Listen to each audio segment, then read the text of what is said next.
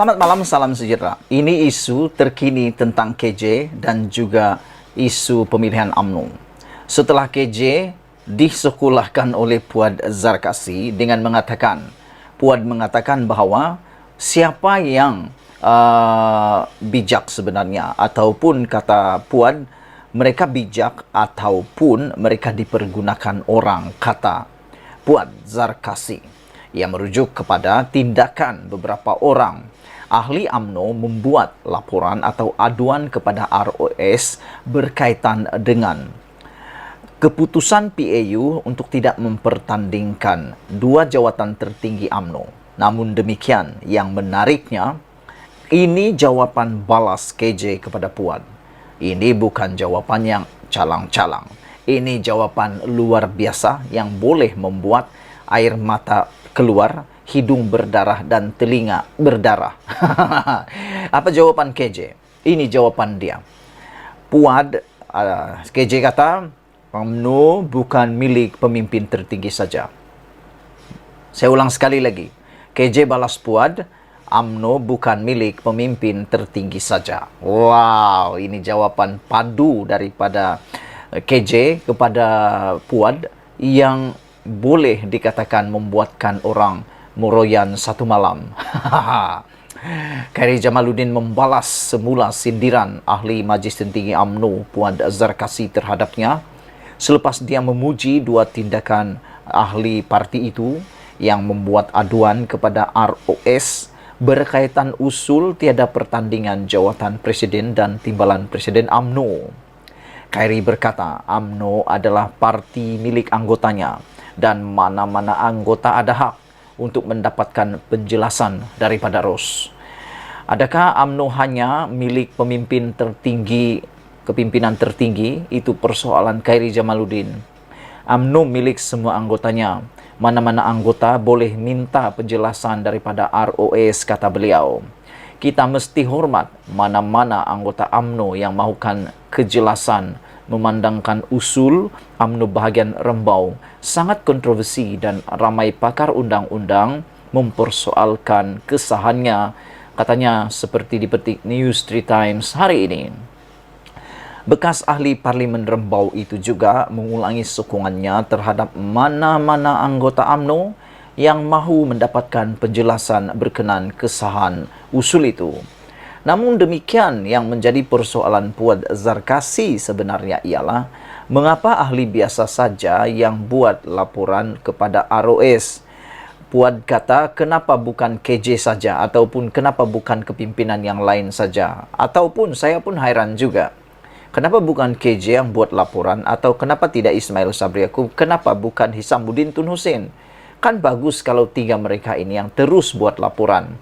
Kerana itu lebih kuat. Berbanding orang biasa, lebih baik orang yang berpangkat, berpengaruh, berkapasiti buat laporan.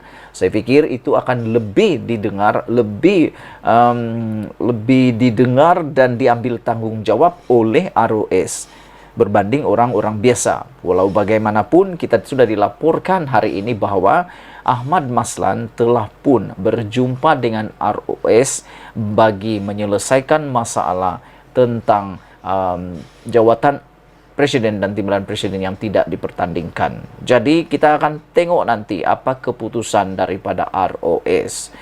Sebelum ini, Puad membidas tindakan dua ahli UMNO tersebut serta menyindir Khairi kerana menyuarakan sokongannya.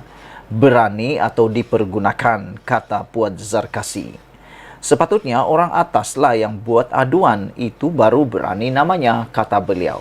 Nah, itu yang saya kata tadi. Puad kata, kenapa orang biasa yang buat aduan? Kalau berani, kata Puad Zarkasi, buat berani sepatutnya orang atas lah yang buat aduan. Itu baru berani namanya, kata beliau. Jadi siapa orang atas yang dirujuk oleh Puad ini? Tentulah ia merujuk kepada orang-orang yang lebih tinggi pangkatnya, tinggi kapasitinya, tinggi pengaruhnya daripada ahli yang buat aduan kepada ROS ini. Jadi menjadi persoalan saya sebagai pemerhati politik, kenapa mereka tidak berani buat laporan? Kenapa Khairi, bukan Ismail Sabri Yaakob, bukan Hisamuddin Tun Hussein yang setakat yang kita tahu pergi buat aduan kepada ROS? Adakah mereka takut akan dipecat ataupun adakah itu melanggar undang-undang UMNO? Jadi kalau itu melanggar undang-undang UMNO bermakna yang membuat laporan, dua orang yang membuat laporan itu bahkan kena tindakan. Yang lain tidak kena tindakan. Begitukah? Saya pun tak tahulah apa sebenarnya udang di sebalik batu. Jangan guna orang bawah. Apatah lagi kalau bekas pegawai sendiri. Itu waras ke, kata Puan. Itulah pendedahan Puan. Nampaknya Puan tahu siapa orang yang buat laporan itu. Nampaknya menurut apa yang dikata Puan ini, jangan guna orang bawah. Apatah lagi kalau bekas pegawai sendiri. Itu waras ke, kata Puan. Siapa bekas pegawai ini? Ini milik siapa? Pegawai ini milik siapa? Bekas pegawai siapa? Adakah ini merujuk kepada bekas pegawai Khairi Jamaluddin? Tak tahulah kan. Dua ahli UMNO berkenan ialah Muhammad Fikri Firdaus Muhammad Rom, ahli UMNO Negeri Sembilan, dan Muhammad Aizat Fikri Muhammad Nasir Terengganu. Sebelum ini dilaporkan menghantar notis bantahan kepada ROS. Mereka membawa usul tambahan berkaitan mereka mendakwa usul tambahan berkaitan dua jawatan tertinggi UMNO tidak dipertandingkan sebagai tidak sah dan bertentangan dengan perlembagaan UMNO.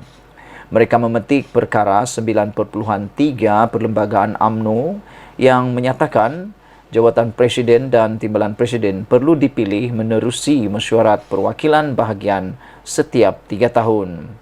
Usul agar dua jawatan tertinggi parti tidak dipertandingkan dibawa perwakilan UMNO Rembau Muhammad Syukri Samsudin yang menghantar usul tambahan ketika membahaskan ucapan dasar Presiden ketika Perhimpunan Agung UMNO yang lalu. Saudara, inilah dia jawaban balas daripada KJ yang memang pedas, membuatkan telinga boleh tertanggal, hidung boleh berdarah, mata boleh terkeluar. Apabila KJ jawab Puan, KJ balas Puan, UMNO bukan milik pemimpin tertinggi saja. Itu memang hebat. Khairi dia kata, adakah UMNO hanya milik kepimpinan tertinggi sahaja? UMNO milik semua anggotanya, kata Khairi. Mana-mana anggota boleh minta penjelasan daripada ROS, kata Khairi lagi. Kita mesti hormat mana-mana anggota UMNO yang mahukan kejelasan memandangkan UMNO bahagian Rembau. Sangat kontroversi. Usulnya sangat kontroversi dan ramai pakar undang-undang mempersoalkan kesahannya, katanya dipetik New Street Times. Sebelum kita berpisah, kali lagi saya mohon bantuan daripada Anda. Mungkin ramai daripada Anda yang tahu peraturan UMNO ini. Sila tinggalkan komen Anda, tekan butang subscribe. Tekan butang subscribe itu percuma, Anda tak perlu bayar apa-apa. Malaysia kita punya, kita jaga sama-sama, cintai Malaysiaku. Bye-bye.